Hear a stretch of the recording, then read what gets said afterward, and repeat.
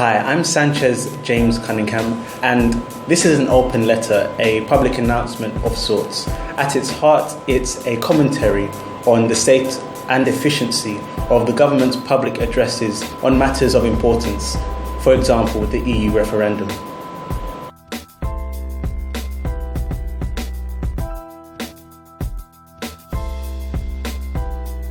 So firstly, I believe that most political multimedia mirrors commercial PR or branding campaigns in a sense that most messages are without vital content or exposition for the purpose of persuading the majorities towards a political agenda. Some would say a type of fear-mongering of sorts, as a substitute for informing and giving guidance to the public in order for us to make an informed decision. Through all of this, we see that the end result is a largely confused, uninterested or misinformed general public. Some will point to the various interviews and reports of David Cameron and others talking somewhat in depth about the upcoming referendum. That's fair enough, but I challenge that and say that these are mostly responses to the underwhelming interest of the public. I do want to point out that I've strongly been wanting to vote into the EU. But to be honest, the entire campaign has been a complete shamble for it. I've seen nothing but scaremongering. I've seen no valid facts at all. I've seen no pros and cons. Everything that I've seen has just made voting into the EU look worse. This prompted the involvement of other public figures like Alan Sugar, a TV personality, head of industry with a seat in the House of Lords, weighing in on the matter, using his credibility and influence as a standing for the government's own, of which is dwindling. What I'm trying to say is that keeping the public essentially politically docile until they are needed never works, and it backfires in situations like this when they are needed to make important decisions about our future.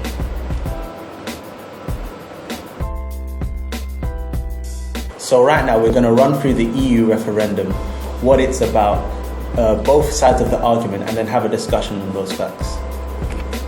So, introduce yourself. Yeah, my name's JC. Hi guys, my name's Kadeem. So what the EU referendum is basically a choice of staying in and out of the European Union. It's as simple as that. Now there are economic, security and social and cultural reasons on both sides on why to stay in or out. Now David Cameron is voting that we stay in simply for more security and economic benefit, or maybe just to keep the status quo. Now on an economical point of view, there's more barriers to trade within the European Union and the world. For Britain, we have a special place in the European Union because we don't trade by the euro or anything like that. We still have our own currency, which is very strong, but we still have the same benefits of trade within the European Union and across the world. When we are making deals with places like China, who will be bigger than us, the UK alone, we have the backing of the continents in the European Union. Mm-hmm. And so those are very strong reasons why we should stay in. Alternatively, being our own, some would say sovereign nation again, because now why people say sovereign nation is because politically the European laws and regulations somewhat overshadow our own in this country. When it comes to trade, when it comes to immigration, we might have our own laws, but as a compromise for being in the European Union, we do have to abide by their laws. And some people in maybe middle class or below do not like that because it does cause some problems. Now, being out of the European Union means that we can form our own decisions on migration and on jobs and things like that. And so that's why some people want to be out of it. All right, okay. What were the disadvantages of being in the European Union or to leaving? Well, the disadvantages to leaving the European Union is, like I said, when we're making deals of trade or resource trades with other countries, we have less of a backing. We are quite a small island, even if we still do somewhat have Scotland. Also, if we are not in the EU and people wanting to move, or people that are nationals wanting to move across Europe and things like that, there will be more barriers. You might have to have visas and things like that. Is this more solely for travel or for actually migrating? Both. Okay. And then you can bring up the economical side for businesses, big or small. There'll be much more taxes and things like that they'll have to abide by when trading within and outside of Europe, because we're no longer part of the European Union. I'm curious as to why this referendum came about. What sparked it off and said, hey, I think I might do better outside of the EU? It became a much, much larger conversation when David Cameron came back from a summit promising certain regulations should be changed, because a lot of people really didn't like that the EU laws somewhat overshadowed our own. So they're saying, look, how can we get more power for our own country? We're not fully a part of the EU, we've got special status inside of it, and yet still in some business laws and trade and stuff like that, we have to abide, and migration, we have to abide by their laws, and really didn't like that. So after he practically failed in his task, a lot of people were saying, well, look, we need a vote. Coming into the single market, the EU, and just being a part of it has been really beneficial for our country, country. But a lot of people want change. I feel like this is pure politics. Like, I don't see how. What I want to understand is how, aside from negotiations to do with the business side of industry, which seems to be what this is mainly about, business.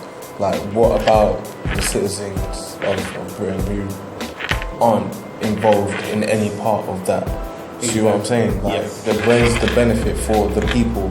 No one cares about the business. If I don't work in metals, in buying and selling of metals, steel or whatever, it doesn't concern me. I don't care.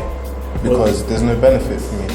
It's more benefit or disadvantage for the people who are in it. That could be like when, you've got Labour and the Liberal Democrats, and you've got...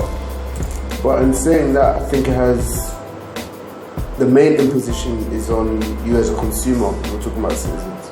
So depending on how well off businesses are, will depend on the way in which you buy things, how much things are valued at, and your level of consumption. If the level at which you're used to consuming at goes down, then socially you feel poorer.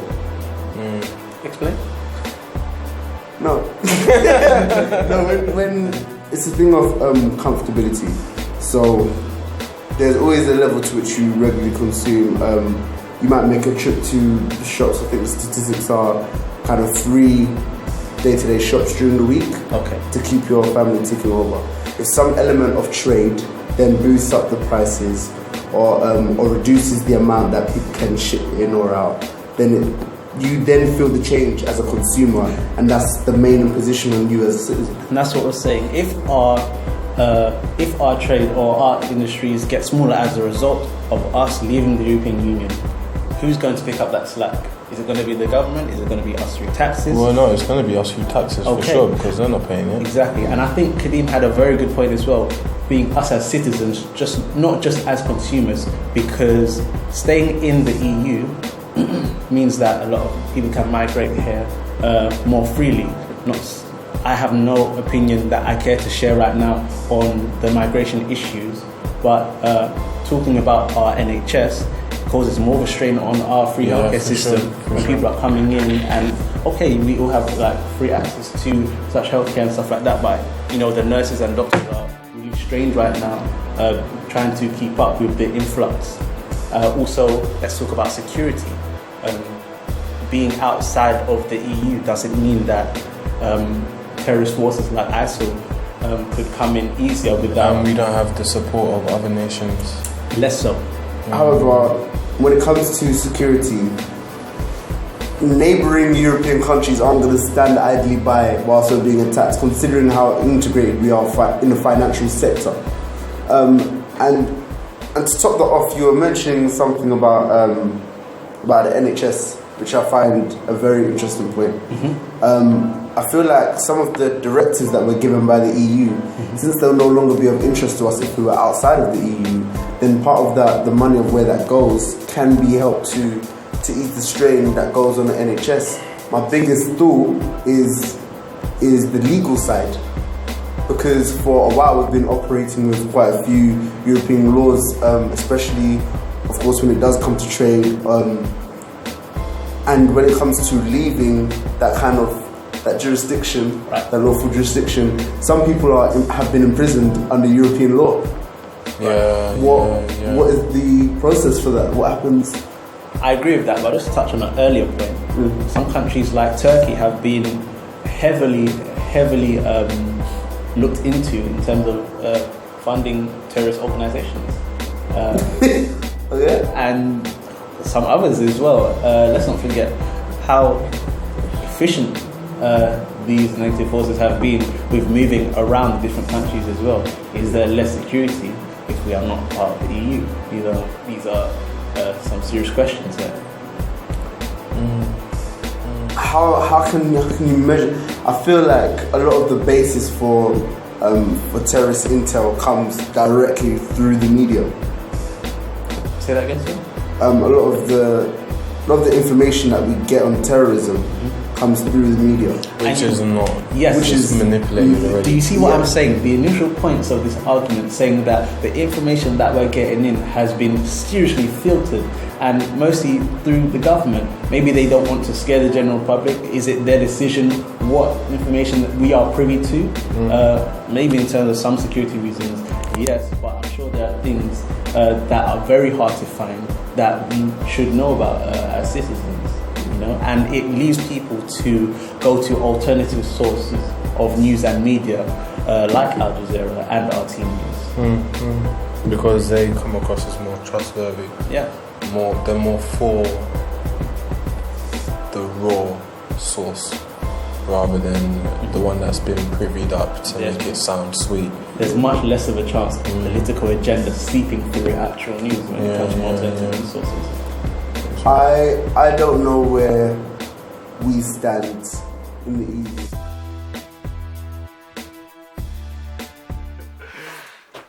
Hey guys, thanks for watching that. If you want to catch part 2 and the ending of the discussion, head on over to BadRaccoonMedia. The link will be in the description. That's his channel. Please subscribe, like the video. We welcome all comments. It's an open discussion so that we can come to a unanimous conclusion. I know a lot of the time YouTube doesn't work like that and people's mothers get involved somehow, but hey, whatever suits you. Thanks.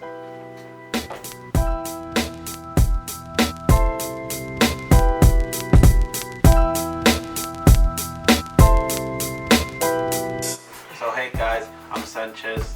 It's Kadeem. No, they know that from the video. Hey guys, thanks for watching the video. If you want to catch part 2, head on over to Kadeem's channel, which is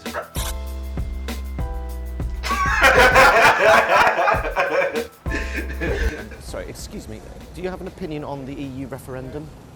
So, excuse me, can I ask your opinion on Brexit? He literally crossed the road to avoid me. No one's getting the facts, that's the problem. No one's giving them the facts. That's why the general public don't give a shit. Not because they don't understand how important it is. Ian Duncan Smith says if we don't leave, we're more likely to be attacked by terrorists. Michael Fallon says if we do leave, we're more likely to be attacked by terrorists. Who do you believe? Corbyn wants to stay in the EU because he wants to stop TTIP. Cameron wants to stay in the EU because he wants to sign up to it as soon as possible. The sooner we sign the deal, the better, he said the other day. Bye-bye NHS. Brexit. It sounds like a medicine for constipated dogs. It's British exit. I hate it when people merge 2 words together.